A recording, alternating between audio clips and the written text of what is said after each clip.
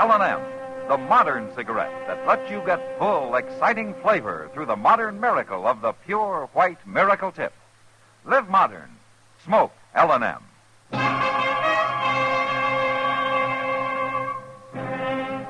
Around Dodge City and in the territory on West, there's just one way to handle the killers and the spoilers, and that's with a U.S. Marshal and the smell of Gunsmoke.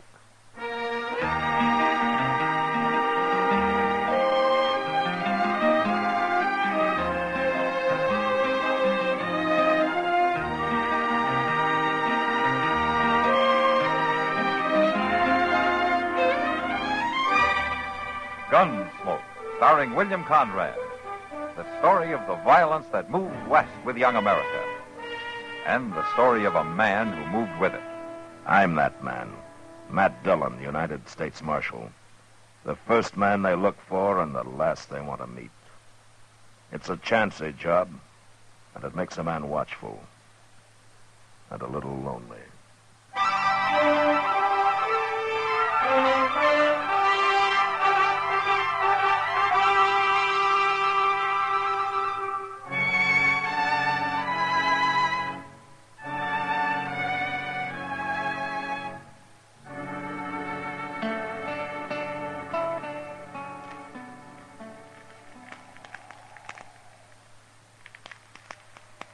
Good thing we packed in all that stove wood, Mr. Dillon. Gonna need plenty of it for morning. Yeah, it'll be a real cold night, looks like. That snow keeps on there, so it's gonna be 2 foot deep on the level and 4 in the draws. And if you don't take your boots off that stove, you're gonna have 2 feet on the bare ground, Chester. What are you talking about? Well, your soles are starting to smoke. Now take them off. My golly, I thought I smelled something burning in here. The stove's red hot. Yeah, well, at least my feet's warm for the first time in 2 days. Yeah, maybe I'll rub my boots with tallow. The leather ought to soak it up real good, being so hot that way.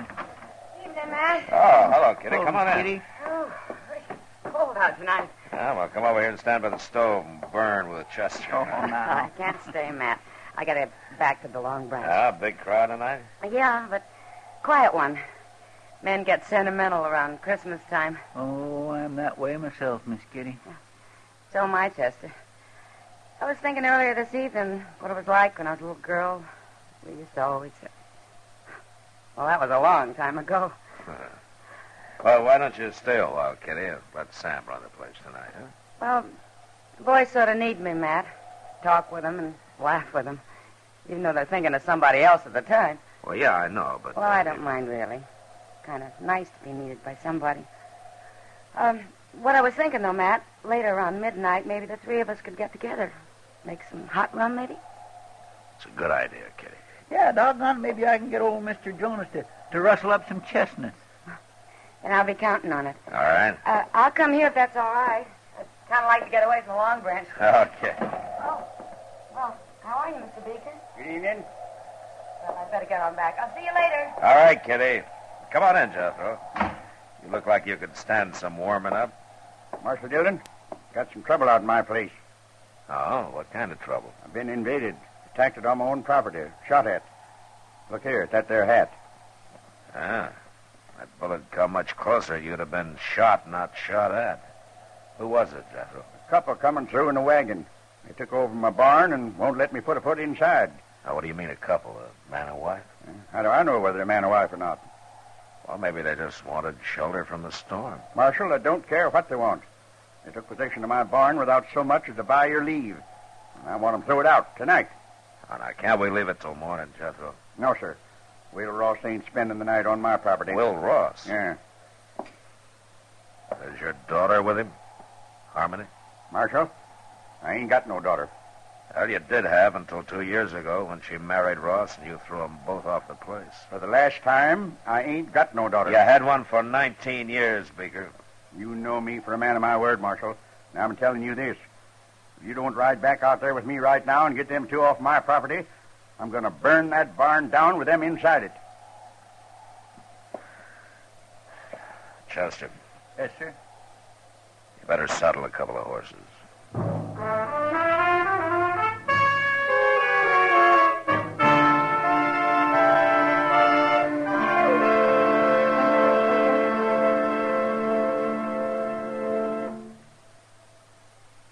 Free yourself of old-fashioned ideas. Why don't you live modern? Live modern. Live modern. Free up. Freshen up your taste. Smoke an L&M. Live modern. Smoke modern. Smoke L&M. Enjoy full, exciting flavor through L&M's Pure White Miracle Tip. L&M draws easier. Tastes richer. Smokes cleaner. That's why today more people are changing to L&M than to any other cigarette.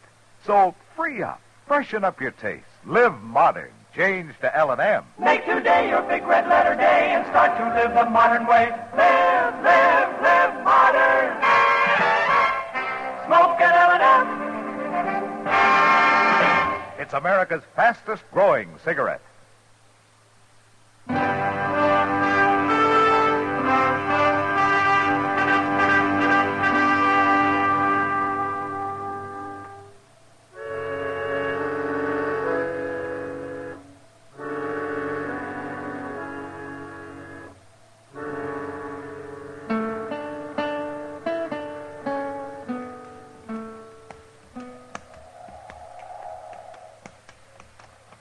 I don't see any wagon, Jethro. Yeah, they're halted inside the barn. Blast them. They're burning the coal oil stove in the tack room, and they got a fire going in the blacksmith forge. Well, it's a cold night. Yes, and charcoal and oil cost money. Come on out there, Ross. Got the law with me now. Jethro, if I'm going to handle this, I'll handle it my own way. Now, you stay right here. Come on, Chester. Yes, sir. Now, don't you go easy on them. I want them two treated like any other criminal.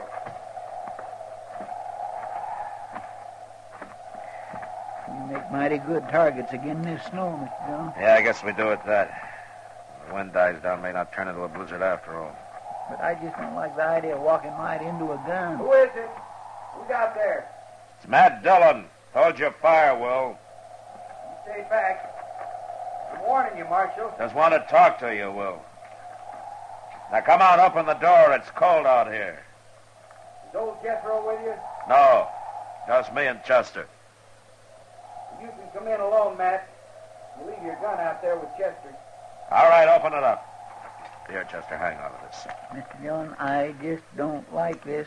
Now, we got no choice. All right, hurry up, Matt. Well, welcome home, Will. You took a big chance walking up here like that. I doubt that. You wouldn't have shot anybody in cold blood before. I don't think a man changes that much in 2 years. Not unless he's pushed hard enough. Maybe. Now, take that gun, Will. You said you just wanted to talk. I do, but not over a gun sight. Now, hand it over. No, now stay back, Matt. No! Like I said, Will, a man doesn't change that much. No, I guess not. I wouldn't even have shot old Jethro. I figured that. We didn't aim to stop here, Marshal. We was trying to make Dodge, and the storm come down on us. A man takes shelter where he can. I wouldn't even ask him for a drink of water. Not after the way he treated us when we got married. But we didn't have no choice. Where's Harmony, Will? She's in the tack room. It's warmer there. I made up a bed for her with some straw and some blankets. A bed? You better go talk to her, Marshal. She'll be right glad to see you after all this time. All right. Chester, Yes, sir. come on in. I'll be right back. All right, sir. How you been making out, Will? Not too bad. Harmony? Who is it? Matt Dillon. Oh, Matt. What's going on here, young lady? Oh, everything, Matt. We're in trouble. Real trouble. What's wrong? You sick? I reckon you might call it that. It'll be any time now, I think. Oh. Well, now, look, no, don't you worry, Harmony. I'm going to get some help out here right away. Everything's going to be all right. Now, I'll be right back. You get out of my barn, off my property, Ross. Take that woman of yours with you. Jethro, I told you to stay outside. I'll remind you, these is my own premises, Marshal. We'll worry about that later.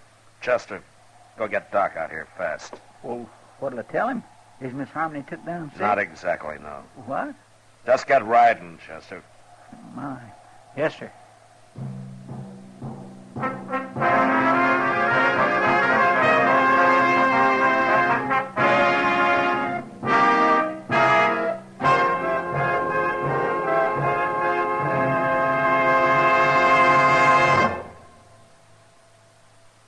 Happy holidays from L&M. And here's how to say it to your friends. Give modern. Give L&M holiday cartons. L&M holiday cartons are gay, handsome. A gift that says both you and your friends know how to Live modern. Live modern. Live modern. free up, freshen up your taste. Smoke an L&M. Remember, when you smoke L&M, you always get full, exciting flavor through the L&M Miracle Tip. L&M draws easier, tastes richer, smokes cleaner. That's why today more people are changing to L&M than to any other cigarette. So smoke L&M, and remember, your friends appreciate your gift of L&M holiday cartons. Live modern. Smoke an L&M.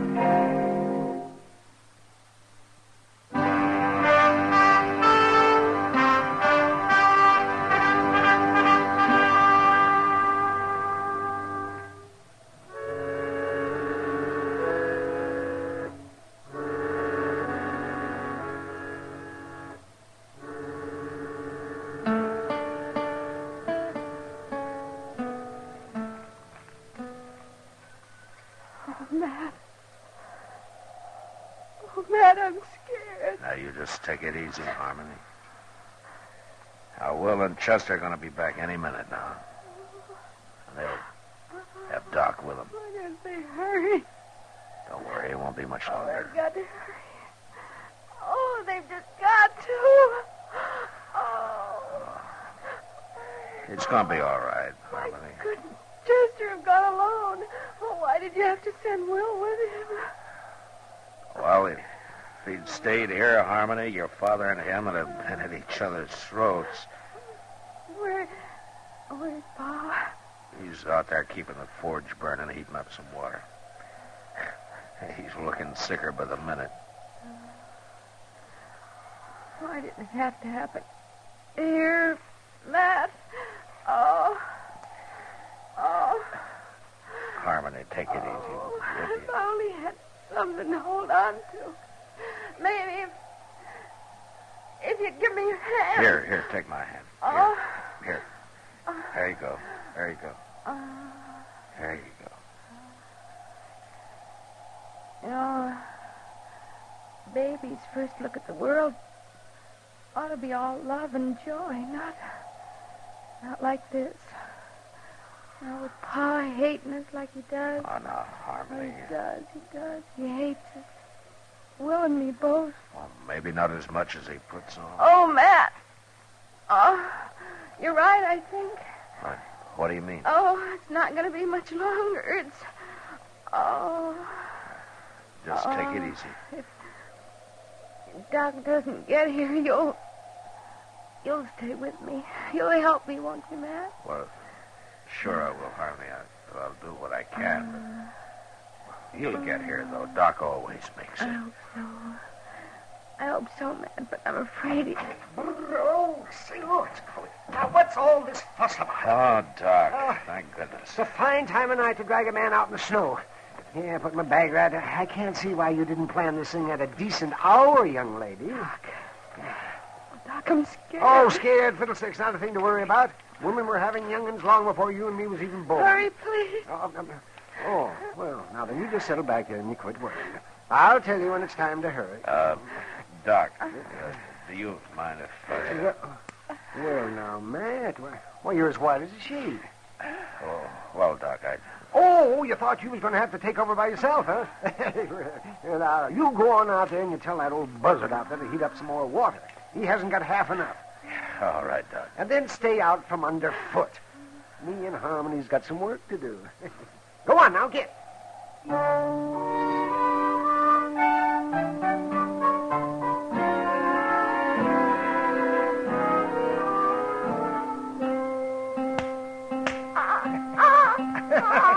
Oh, howdy, young fella. Welcome to the world.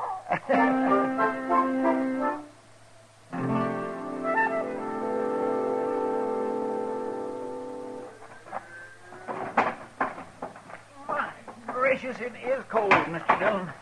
Stopped snowing, though. Clear as a bell. There you are, Mr. Beeker.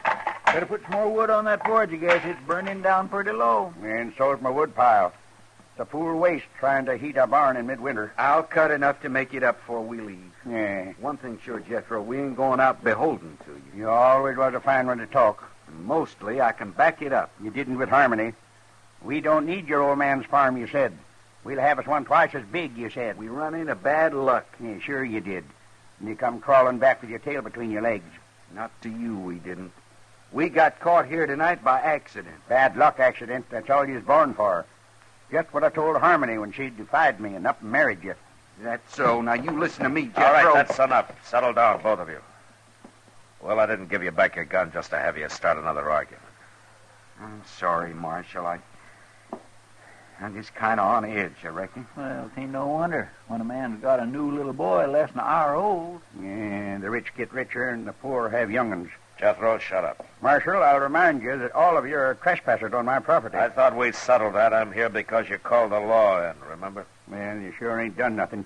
Force of circumstances, Jethro. Now, they'll leave as soon as your daughter's able to. You can count on that. I ain't got no daughter, Marshal. Well, anyway, while they're here, you're going to keep the peace. And ain't no law against talking. There is if the talk leads to violence. And just remember that Harmony and Will don't like putting up with you any better than you like putting up with them. Real high and mighty, ain't they? And without a ruff over their heads. Well, a lot of folks might figure that makes you look worse than them. Now, what kind of talk is that, Marshal? Well, with a ranch this size, a big house on it, and a man your age trying to work it all by himself while his own kin roam the countryside, some folks might figure a man like that's got a lot of meanness in him. I told her what to expect if she married this feller. A man might tell somebody most anything when he's mad, Jethro. But it's plain stubbornness that makes him stick to it afterward. They come sneaking into my barn like bandits, Marshal. Didn't even knock on my door. Now you're saying I ought to go crawling to them. I didn't tell you what you ought to do. Well, it comes to that, though, and I ain't doing it. Don't worry, Jethro. We don't want no part of your ranch. And it ain't being offered to you. I worked mighty hard to make this place look like what it is. A little peace and quiet out here wouldn't do the patient any harm, you know. How is she, Doc? Is she going to be all right? She's fine, and so's the young'un. She'll live to have a dozen more, and he'll grow up and probably come to a bad end. Like being a marshal or a country doctor. Oh, now, young lady, I'll be back in the morning. You get yourself some sleep. All right, Doc. But would you tell my pa that... If you got any telling to do, you do it yourself. Pa? Pa? Well, answer, you old coot. She's talking to you. Yes? What is it? Pa? Would you come in here and say howdy to your grandson? Grandson. Did she say my grandson? Of course he's your grandson. Well, I hadn't thought of that. My grandson. Now, wait a minute. I don't know, Jethro. You just got through claiming you didn't even have a daughter. Confounded, Marshal, you're trying to put words in my mouth. Of course I got a daughter. And a grandson. And as fine a boy as you could ask for. Will. What? Will, I'd be much obliged to you if we could shake hands and kind of forget about things. Well, I can't see no reason not to, Jethro. Yeah, good. Good. Now, come on, Will. Let's look him over. By golly, a grandson. Oh, look at him, the crazy old fool. Young'un's born every day. It's nothing to get all worked up about. Who you fooling, Doc? Huh? Nobody. Well, what are we going to do? Head back to town? Might as well, Doc. You know, they'll probably have some ups and downs yet, but I guess the four of them will be able to work it out now. They'll spoil that kid rotten.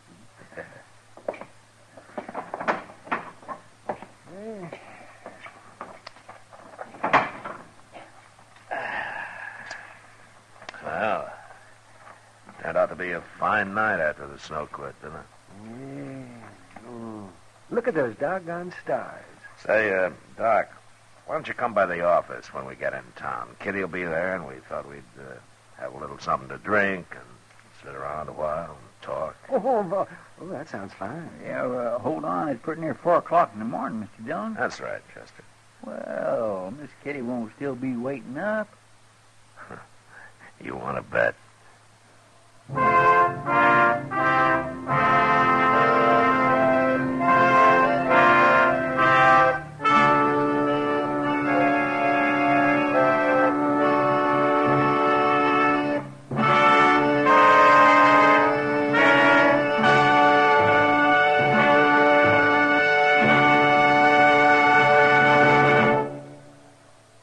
In a moment, our star, William Conrad. Just one person can make the mistake that causes an accident. Pedestrian, passenger, or driver. Any one of us can go into the kind of solo mistake that spells trouble on the road. It can happen even though we know better. Most drivers know how their cars operate and what the traffic rules are. We know that speed kills and that alcohol and gas make a bad mixture. Yet an impulse sometimes takes over. We show off, act defiant, or let off steam. We take the gamble that figures in the majority of accidents today. Don't be sorry later. Be sure now. Drive with courtesy and care. Use posted signs and signals. They were placed there for you to know the road ahead. Keep in mind that just one person can cause an accident when a dangerous impulse takes over behind the wheel. It's what psychiatrists call emotional immaturity. Whatever your age, on the road, grow up and live. Remember, careless driving is kid stuff. And now, William Conrad. You know, the frontier cowhand was pretty proud, and he'd fight anyone who had bad to say of his horse, his hat, or his saddle. And next week, it's because of an old spotted hound dog that 2 men nearly died. And that was the West. Gunsmoke. Produced and directed by Norman MacDonald, stars William Conrad as Matt Dillon, U.S. Marshal. The story was specially written for Gunsmoke by Les Crutchfield, with editorial supervision by John Meston. The music was composed and conducted by Rex Corey. Sound patterns by Tom Hanley and Bill James. Featured in the cast were Ralph Moody, Vic Perrin, and Virginia Gregg. Harley Bear is Chester, Howard McNear is Doc, and Georgia Ellis is Kitty. Join us again next week for another story of the Western frontier, when Matt Dillon, Chester Proudfoot, Doc, and Kitty, together with all the other hard-living